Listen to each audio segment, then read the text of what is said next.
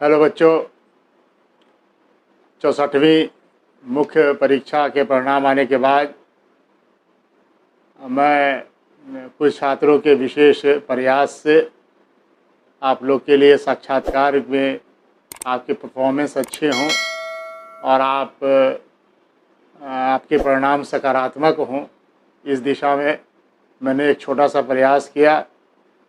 और आप कई छात्र मुझसे ये बार बार आग्रह भी कर रहे हो कि सर मेरा जो है ऑनलाइन तो ले रहे हैं आप, ऑफलाइन भी लीजिए। ठीक है, मैं इस दिशा में कार्य कर रहा हूँ। उसकी क्या सीमाएं होंगी, क्या होगा, इन पर बाद में हम चर्चा करेंगे। कोशिश करूँगा अवश्य, लेकिन कोविड-19 की कुछ बाध्यता है और मेरे जो स्वास्थ्य हैं उसके कारण भी मुझे कुछ सीमाएं हैं मेरे साथ, तो मैं उसको देखिए कैसे कर पाता हूँ। कोशिश ज़रूर करूँगा, क्योंकि मुझे अपने भी सुरक्षा ध्यान में रखना है। लेकिन जितना दे सकता हूँ कोशिश कर रहा हूँ कि बैठे बैठे मैं उन सबको आप लोग को दूँ। एक जो पुलिस से मैं हर एक सेवाओं के संबंध में मैं सोचता था कि इससे प्रश्न उठते हैं, खासकर विशेषकर प्रशासनिक और जो हमारे पुलिस सेवा में जो देते हैं वरीयता क्रम, वहाँ से प्रश्न ज़्यादा पूछे जाते हैं।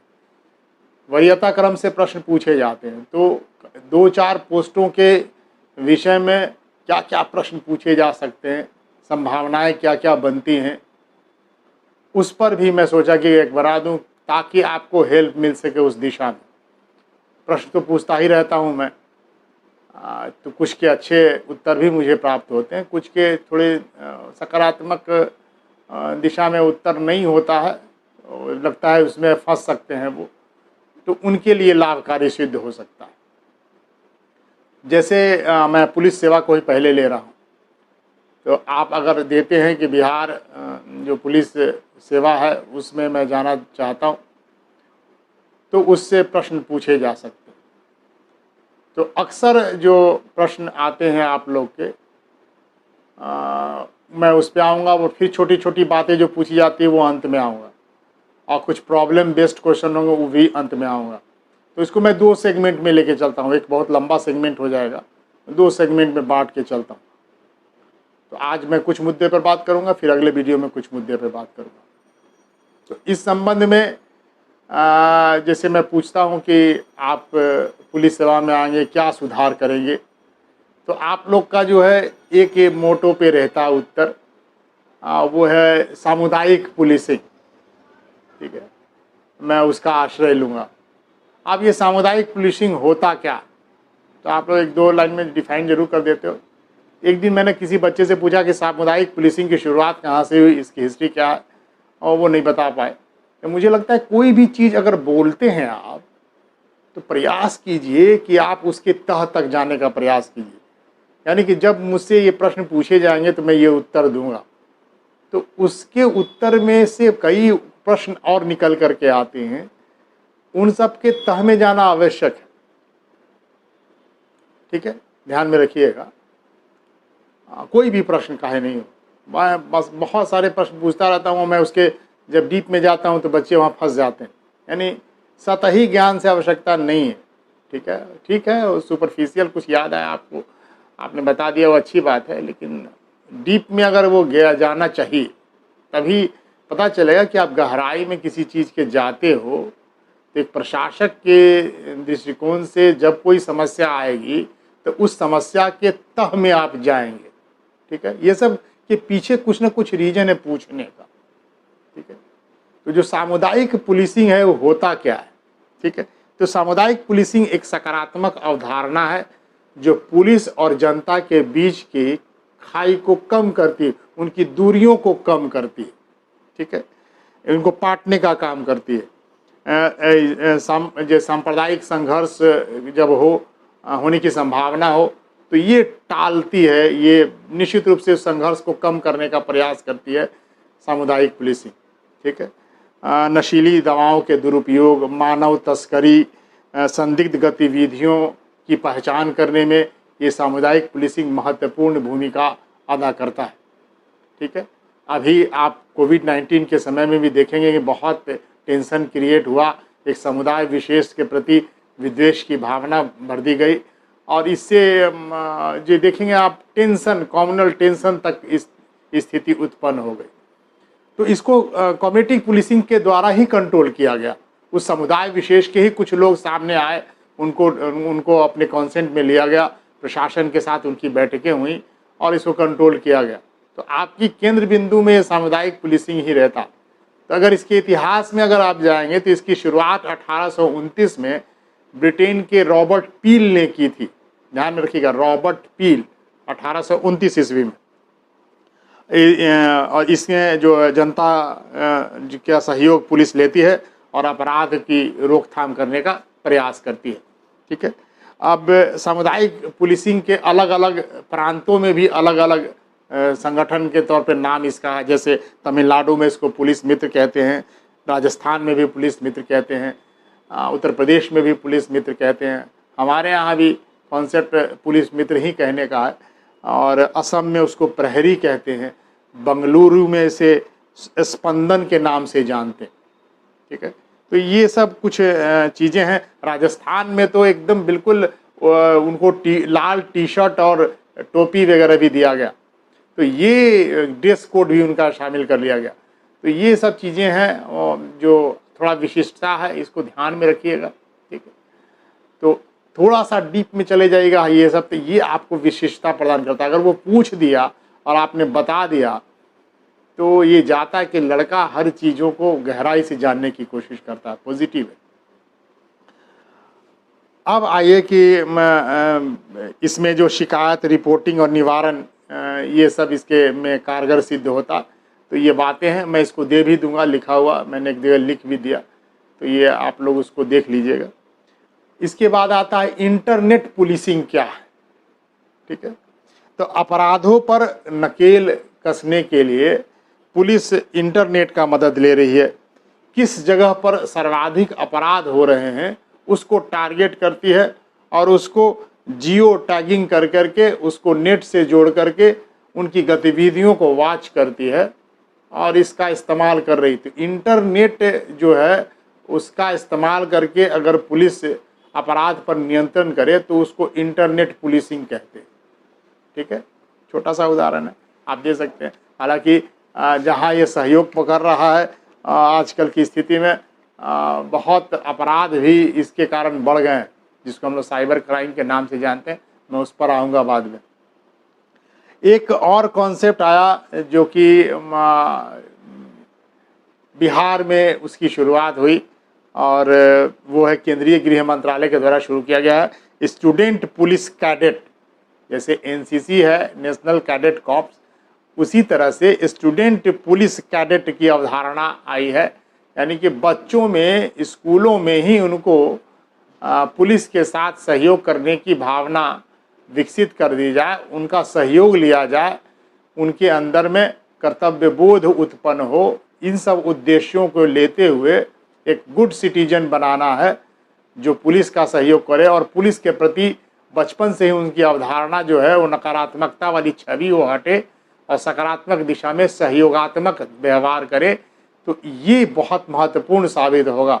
और पिछले दिनों आप देखेंगे बिहार में जैसे प्रकाश वर्ष भी मनाए गए, तमाम ऐसे आयोजन जब होते हैं तो इन बच्चों को लगाया जाता है।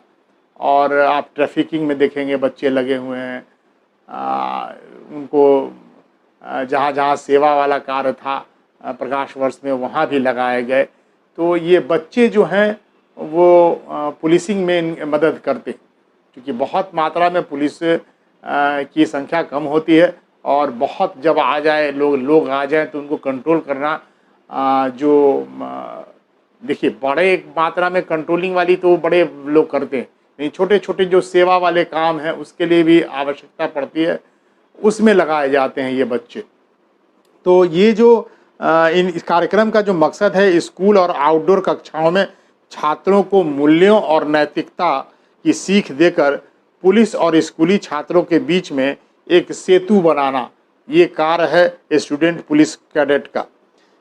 2 विषय इसमें शामिल किए गए हैं। छात्र छात्राएं ट्रेनिंग के बाद सामुदायिक पुलिसिंग की भूमिका में सड़क सुरक्षा में कार्य करेंगे, और दूसरा सामाजिक बुराइयों के खिलाफ, जैसे महिलाओं का उत्पीड़न हो अगर हो रहा हो, ठीक है, तो उनकी सुरक्षा हो, बच्चों की सुरक्षा हो, भ्रष्टाचार के खिलाफ लड़ाई हो, ठीक है, आपदा प्रबंधन में उनकी भागीदारी हो, जिससे बाढ़ वगैरह तमाम में उनकी भी सहायता ली जाती है।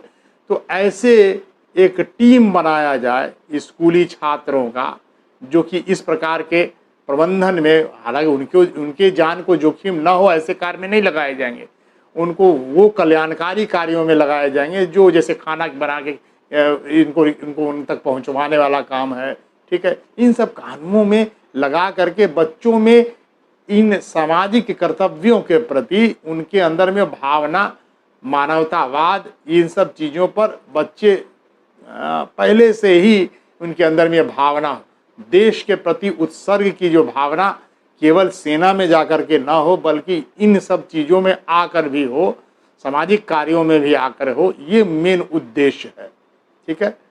देखिए फंडामेंटल राइट्स तो बताना ही है, लेकिन फंडामेंटल ड्यूटीज़ क्या है, तो राज्य जो इस तरह से करके लोगों को फंडामेंटल ड्यूटीज़ के बारे में बता रहा, ठीक है।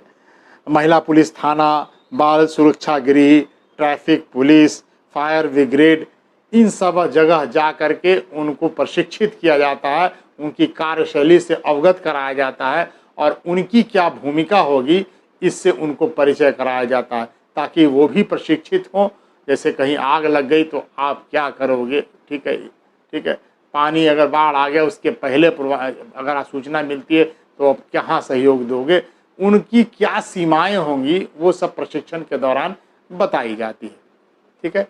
इसको बोलते हैं स्टूडेंट पुलिस कैडेट। अब इस तरह के चीज़ों का आप इस्तेमाल अपने आंसर में करोगे, ठीक है। जो बच्चे पढ़ रखे हैं वो अच्छी बात है, जो नहीं पढ़ रखे हैं मैं उनके लिए आया हूँ कि ये चीज़ें आप अपने अस्त्र का इस्तेमाल कर सकोगे, ठीक है। बिहार में पुलिस सप्ताह कब मनाया जाता, ठीक है। अब ये बहुत सतही प्रश्न है, तो ये 22 फरवरी से 27 फरवरी के बीच मनाया जाता। मेन पूछेगा ये मनाने का उद्देश्य क्या होता, तो ये हर जिले में एसपी को एक गांव को गोद लेना, ठीक है, इस एक वीक के अंदर में क्या करना, और उन विद्यालयों में वो विजिट करेंगे, वहाँ जाकर के बच्चों को कानून व्यवस्था के बारे में जानकारी देंगे, ठीक है। खेलों का आयोजन करवाएंगे, ठीक है, band show, dog show, horse show, इस प्रकार का आयोजन करेंगे कि बच्चों में उत्सुकता हुए, फोर्स के प्रति, पुलिस व्यवस्था के प्रति उनके अंदर में ये बात आए और वो जाबाजी और वो इस तरह से चीज़ें आएंगी, वो भी भविष्य में एक पुलिस बल के लिए मानसिक रूप से तैयार होगा, इंस्पायर्ड होगा। ये चीज़ें शुरू से ही की जा रही। और इसमें महत्वपूर्ण इस बार क्या हुआ, 2 सालों से ही हो रहा, 3 सालों से लगभग, मुझे लगता है 3 सालों से ये काम किया जा रहा, कि इसमें पुलिस को शायद इन व्यवस्थाओं में नहीं लगाया जाता था, लेकिन जब पुलिस को ये ट्रेनिंग दी गई कि आप जा कर के पुलिस सप्ताह के दौरान आप क्या काम करोगे, तो ये जब गोद लेने वाला काम हुआ, साथ साथ ये भी जोड़ दिया गया कि जब ये आप काम करोगे साथ साथ पौधारोपण वाला भी काम करोगे। तो ये चूँकि बड़ा महत्वपूर्ण हो जाता है, क्योंकि आजकल सरकारें जो हैं वो अपने वन क्षेत्र को और वृक्षारोपण वाले क्षेत्र का विस्तार करना चाहती है। और क्यों करना चाहती है, तो इसमें आप पूछ सकता है आपसे कि काउंटर करके कि क्यों करना चाहती है, तो आप कहेंगे कि वित्त आयोग जो वित्तीय बंटवारा करता है उसमें वृक्षारोपण और ग्रीन क्षेत्र आपके यहाँ कितना है उसके आधार पर भी वित्तीय बंटवारा होता है।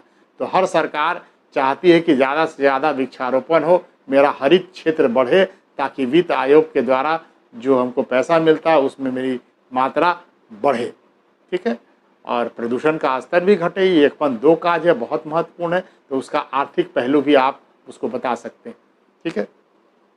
इसमें जो बच्चों को वृक्षारोपण पर इसमें सप्ताह में बल दिया जाता है कि आप जो है वृक्षारोपण कराएं, मैक्सिमम बच्चों को उस ओर उद्वेलित किया जाता है। साथ साथ महिला सुरक्षा पर उनको कहा जाता है कि आपको महिला का सुरक्षा पर ध्यान देना है, आपको ये काम करना है। इससे बच्चों के अंदर में महिलाओं के प्रति आदर भाव उत्पन्न होगा, तो निश्चित रूप से समाज में वे एक अच्छे नागरिक के रूप में उभरेंगे, तो महिलाओं का सम्मान करेंगे, तो महिला अपराध की संभावना उन सब जब आगे पीढ़ी आएगी, जब वो बड़े होंगे, तो शायद महिलाओं का ज़्यादा सम्मान करेंगे और महिलाओं के प्रति जो इस प्रकार की दुर्भावना होती है वो उनके अंदर में नहीं पनपेगा।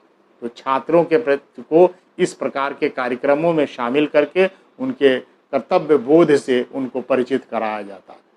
ठीक है, तो शराबबंदी में इसको सख्ती से लागू किया गया। समुदायों में जो इसकी बुराइयां हैं उनमें जन जागरूकता फैलाने के लिए इसके लिए भी काम किया गया इस सप्ताह के अंदर में, कि बच्चों के अंदर में इन बुराइयों के प्रति जो है लड़ने की जो है क्षमता है वो विकसित हो, और घर पर अगर उनके पिता इस प्रकार के कार्य करते हों तो प्रतिवाद वहाँ से उठे। ठीक है, ये बहुत महत्वपूर्ण है। ठीक है, तो ये जो है महत्वपूर्ण है, आप ध्यान रखिएगा। इन सब डायमेंशंस को लेना है।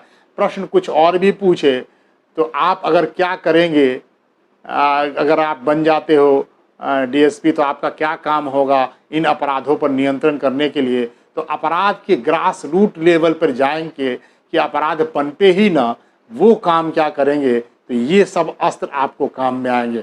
स्कूली स्तर पर ये योजनाएं हो, इनको आपको पकड़ के इसी पर बोलना है। आने वाले समय में पूछूंगा जो बीपीए जो बिहार पुलिस सेवा देंगे प्रथमतः, तो मेरे इस आंसर को आप बना करके और इस पर काम करेंगे। ठीक है, आपका उत्तर बहुत अच्छा होगा और प्रभावशाली होगा और अच्छे अंक दिला जाएगा आपको। अब आते हैं दूसरा प्रश्न, रोबोट पुलिसिंग क्या होता है। ठीक है, अब ये नई अवधारणा हुई रोबोट पुलिसिंग की। केरल एक राज्य है जिसने लॉकडाउन के पीरियड में ही, इसी कोविड-19 के समय में ही उन्होंने रोबोट पुलिसिंग की शुरुआत की है। ठीक है, ये भारत का पहला रोबोट पुलिसिंग जिसका नाम KPBOT रखा गया है और मुख्यमंत्री केरल के उन्होंने शुरू किया। इस पुलिस का इसमें जो है पुलिस डाटा कलेक्शन करने के लिए इसका इस्तेमाल कर रही है और इससे पुलिस सर्विस की क्वालिटी को बेहतर किया जा सकेगा। आर्टिफिशियल इंटेलिजेंस के क्षेत्र में ये बहुत महत्वपूर्ण कदम है और इसको कोविड-19 में भी लगाया गया। जो क्वारंटाइन में थे, जो कोविड-19 में जो लोग थे प्रभावित थे, उनको चूँकि डॉक्टर्स भी असुरक्षित महसूस कर रहे थे, उनको खाना खिलाना और तमाम दवाइयाँ देना, उन सब का काम भी रोबोट ही कर रहा था। तो ये आने वाले समय में ये आर्टिफिशियल इंटेलिजेंस जो है ये बहुत महत्वपूर्ण साबित हो सकता है। ठीक है, तो ये भी इन सब चीज़ों में तो वो भी सुरक्षित रहेगा, उसको तो कोरोना का कोई डर नहीं, वो भी ले जा करके दिया।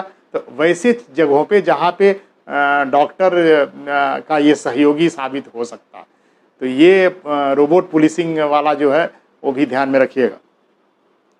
पुलिस और कानून व्यवस्था जो है वो संविधान के किस भाग में है, क्या कहाँ रखा गया है, किस अनुसूची में रखा गया। तो मैंने पूछा था ये प्रश्न किसी से, तो एक छात्र ने लिख करके पूछा था, मैंने उसको जवाब नहीं दिया, मैं सोचा कि बना रहा हूँ इसी में उसको जवाब दे दूंगा। तो बेटा ये जो है संविधान की जो 7वीं अनुसूची है, इसमें 3 जो सूचियाँ दी गई हैं, केंद्र सूची, राज्य सूची, समवर्ती सूची, उसमें से राज्य सूची में पुलिस और कानून व्यवस्था आती है। ठीक है, प्रश्न ध्यान में आप लोग ध्यान में रखते नहीं हो। आखिरकार लॉ एंड ऑर्डर सिचुएशंस पर दिल्ली में अक्सर केजरीवाल साहब और लेफ्टिनेंट गवर्नर के बीच में विवाद उत्पन्न होता रहता है और केंद्र सरकार आरोप लगाती रहती है कि आपकी विधि व्यवस्था ठीक नहीं है।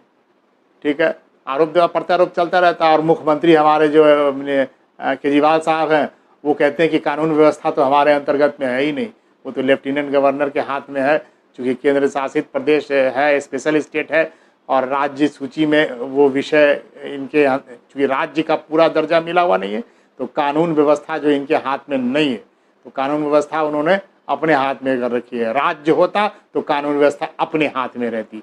ठीक है, और याद कीजिए कि कानून व्यवस्था आपकी खराब है, कौन कहाँ के लिए बोलते हैं, बंगाल के लिए बोलते हैं।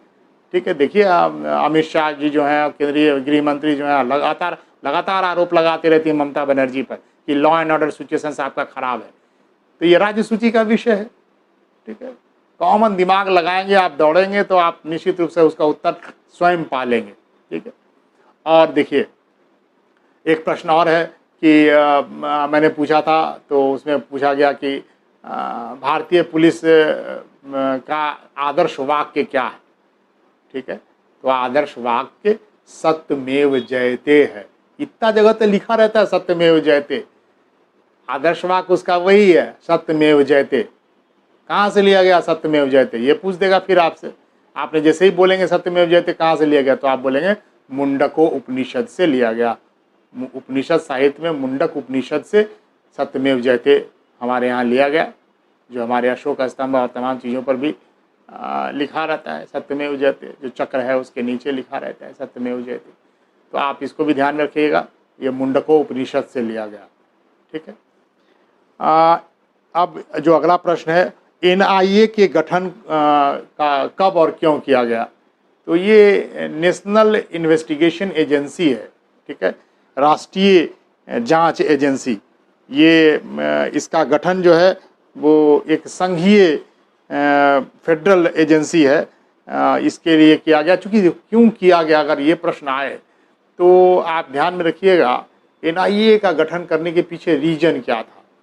तो NIA जो है वो एक राज्य से जब दूसरे राज्य अपराध की जो घटना होती है, जो बड़े संगठनात्मक अपराधी होते हैं जिनका संगठन है और वो कई राज्यों में उनका संगठन है, ऐसे संगठनात्मक अपराधियों के ऊपर कोई एक राज्य की पुलिस काम नहीं कर पाती। वो क्या करते हैं, अपराध करते हैं इस राज्य में, बिहार में किया और भाग के चले गए उत्तर प्रदेश। अब उनका नेटवर्क इस प्रकार का दिक्कत है, सीमाएं हैं। सीमाएं तो इतना है कि एक जिले से दूसरे जिले वाले भी सीमाएं हो जाती है, अक्सर देखिएगा। ठीक है, छोड़िए एक जिले से दूसरे जिले, एक थाने से दूसरे थाने की भी सीमाएं हैं। अब इन थानों में भी सीमाओं को लेकर के, सीमांकन को लेकर आपस में बहुत संघर्ष होता रहता। मैं आप विद्यार्थी था, मुझे याद है एक व्यक्ति का मेरे मोहल्ले में मर्डर हो गया, भी अपराधी था। अब उस अपराधी का बॉडी जो था वो नाली में था गिरा हुआ, मारा तो उसमें नाली में गिर गया था वो। अब भागते के क्रम में, अब देखिए उसका बॉडी जो था, आधा बॉडी वो एक थाने में पड़ता था और पैर जो था उसका दूसरे थाने में पड़ता था। अब दोनों थाने वाले इसलिए लड़ रहे थे कि ये मेरा केस है, ये मेरा केस है। ठीक है, तो मुझे उस दिन भी मुझे याद है कि सीमांकन जो है थानों का, ये बड़ा अपने आप में है। तब तो राज्य का बात हो तो क्या हो सकता है, समझ ही सकते हो कितनी प्रॉब्लम्स आती है। इस राज्यों में जांच की जो प्रभाव, अभी देखिए बिहार और महाराष्ट्र में जांच को लेकर के ही ये चल रहा है विवाद, CBI को आना पड़ा। तो राष्ट्रीय जांच एजेंसी इसीलिए बनाई गई कि एक राज्य से दूसरे राज्य में जो भागकर अपराधी जाते हैं तो जांच प्रभावित न हो, इसके लिए एक संघीय जांच एजेंसी होनी चाहिए। इसीलिए NIA का गठन किया गया। ठीक है, तो ये ध्यान में रखिएगा, इसके पीछे उद्देश्य क्या है। इतनी बातें मैंने बताई। अब मैं उम्मीद करता हूं कि इसके बाद मैं साइबर अपराध और तमाम पर आऊँगा। साइबर अपराध क्या होता है, साइबर अपराध के तहत बहुत बृहत मात्रा में चीज़ें हैं, मैं उन सब के बारे में बात करूँगा। IT एक्ट के तहत कौन कौन से धाराएँ हैं, उनके लिए क्या क्या काम होंगे, साइबर फिशिंग क्या है, साइबर बुलिंग क्या है, महिलाओं के प्रति जो है अपराध बढ़ती जा रही है, घरेलू हिंसा बढ़ती जा रही है, इन बढ़ती हिंसा का कारण का क्या काम है, इन हिंसाओं पर अंकुश लगाने के लिए आप क्या काम करोगे, विशाखा गाइडलाइंस क्या होता है। ठीक है, मानवाधिकार क्या होता है, मानवाधिकार उल्लंघन का मामला क्यों बढ़ता जा रहा है। तो इन सब चीज़ों पर ये जो अभी आप देखेंगे उत्तर प्रदेश में जो घटनाएं घटी हैं, पुलिस पर आरोप लग रहे हैं कि वे काउंटर कर दिए गए हैं, इन सब चीज़ों को लेकर के मैं अगले वीडियो में विस्तार से बात करूंगा। उम्मीद करता हूं बेटा आप लोग डायमेंशंस को समझ रहे होंगे, और अगर आपको लाभ हो रहा हो, मैं फिर आग्रह करता हूं आपको कि कई लोगों को, बच्चों को इसको विस्तारित करें, इस सब लोगों को दें, और अच्छा लगता है तो लाइक करना नहीं भूलें। आप लोग लाइक करने में भी कंजूसी कर देते हो। ठीक है, यही तो मेरे लिए उत्साह वाला काम होगा कि आप मुझे पसंद कर रहे हो कि नहीं पसंद कर रहे हो। रिएक्शंस तो आने चाहिए ना, रिएक्शंस नहीं आ रहा है, कुछ दिक्कत होती है। अगर नहीं अच्छा लगता हो दूसरी बात है, आप मुझे डिसलाइक कर दो, मुझे पसंद है। बेबाक लोग मुझे बहुत पसंद आते हैं, आप मुझे नहीं अच्छा लगा आपको, तो आप निश्चित डिसलाइक कर सकते हो और आप अपनी कमी भी लिख सकते हो। मैं अपनी कमियों को सुनना पसंद करता हूँ, माफ़ कीजिए, ठीक है। कबीर को वहीं बहुत आत्मसात कर रखा है, ठीक है। निंदक नीरे राखिए आंगन कुटी छवाए वाली स्थिति है। जो निंदा करने वाले लोग हैं वो मैं समझता हूँ कि मुझे और अच्छा देखना चाहते हैं, इसलिए वो निंदा कर रहे हैं, ठीक है। तो कोई मुझे डिसलाइक करता है तो ये तो पता चले कि वो डिसलाइक क्यों किया, तभी तो मैं अपनी कमियों को दूर करूँगा। तो डिसलाइक करने के साथ साथ लिख दो कि आप सर ये भी कर दीजिए, ठीक है, इसलिए मैंने डिसलाइक किया। और अगर नहीं और अच्छा लगा, मेरा प्रयास पसंद आया, तो लाइक करना बेटा, ठीक है। लाइक करने में कंजूसी कौन सा, ठीक है।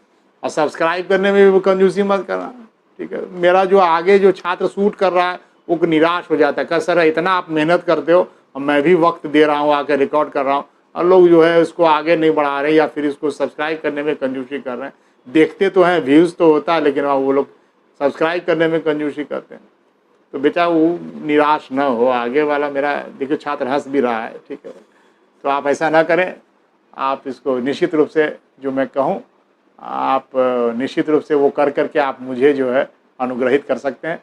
आपको बहुत बहुत धन्यवाद। धन्यवाद।